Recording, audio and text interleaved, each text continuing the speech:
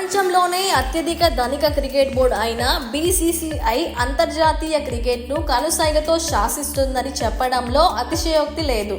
ఐసీసీకి మన బీసీసీఐ ఏం చెబితే అదే శాసనం. అంతటి సత్తా ఉన్న ఈ క్రికెట్ బోర్డుతో ఎవరు పెట్టుకున్నా పాతాళంలోకి వెళ్లిపోవాల్సిందే. అదే క్రికెటర్ల వంతు వస్తే ఖచ్చితంగా వారి కెరీర్లు ఖతమైనట్టే. ఇప్పుడు ఓ ఇద్దరు యువ క్రికెటర్ల పరిస్థితి అదే అయింది. బీసీసీఐ మాటను ధిక్కరించిన టీమిండియా బ్యాటర్లు ఇషాన్ కిషన్, శ్రేయాస్ అయ్యర్ ఇప్పుడు తమ కెరీర్లను డేంజర్లో పడేసుకున్నారు. వీళ్ళకు గట్టి షాక్ ఇచ్చేందుకు బీసీసీఐ సిద్ధమైంది. టీమిండియాలోకి తిరిగి రావాలంటే ఖచ్చితంగా రంజీలో ఆడాల్సిందేనని బీసీసీఐ పెద్దల మాట. అయితే ఈ అంశాన్ని పూర్తిగా పక్కన పెట్టేశారు శ్రేయాస్ అయ్యర్, ఇషాన్ కిషన్. రంజీలో ఆడకుండా ఐపీఎల్ కోసం ప్రాక్టీస్ మొదలు పెట్టేశారు. దీంతో తమ మాట బేఖాతరు చేసినందుకు గాను అయ్యర్, కిషన్ సెంట్రల్ కాంట్రాక్ట్లను రద్దు చేయాలని బీసీసీఐ భావిస్తున్నట్లు సమాచారం.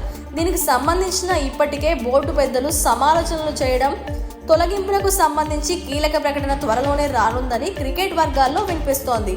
ఒకవేళ వీళ్ళిద్దరికి సెంట్రల్ కాంట్రాక్ట్ రాకపోతే ఇక టీమిండియాకు ఆడేందుకు అనర్హులే. దీంతో టీమిండియాలో ఇక ఇషాన్ అయ్యర్ కెరీర్ క్లోజ్ అయినట్టే. సఫారీ టూర్ నుంచి జట్టుకు దూరంగా ఉన్న కిషన్ను పునరాగమనం చేసేందుకు రంజీలో ఆడాలని కోచ్ రాహుల్ ద్రావిడ్ సూచించాడు. అయితే మనోడు ఈగో చూపించి ఆ మాటను కాస్త పెడచెవిన పెట్టాడు. ఇక అక్కడి నుంచి మొదలైన వివాదం బోర్డు వరకు వచ్చేసింది. జైషా లైన్లోకి వచ్చిన ఇషాన్ ధిక్కరించడంతో పీక్స్కి చేరింది.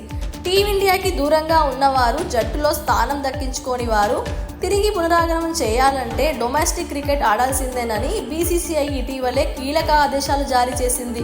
ఇక ఇంగ్లాండ్తో మిగతా 3 టెస్టులకు చోటు సంపాదించలేకపోయిన శ్రేయాస్ అయ్యర్ గాయమైందన్న సాకుతో రంజీలో ఆడకుండా తప్పుకున్నాడు. అయితే ఎన్సీఏ కీలక అధికారి ఒకరు శ్రేయాస్ అయ్యర్కు ఎలాంటి గాయం కాలేదని, పూర్తిగా ఫిట్గా ఉన్నాడని స్పష్టం చేశాడు.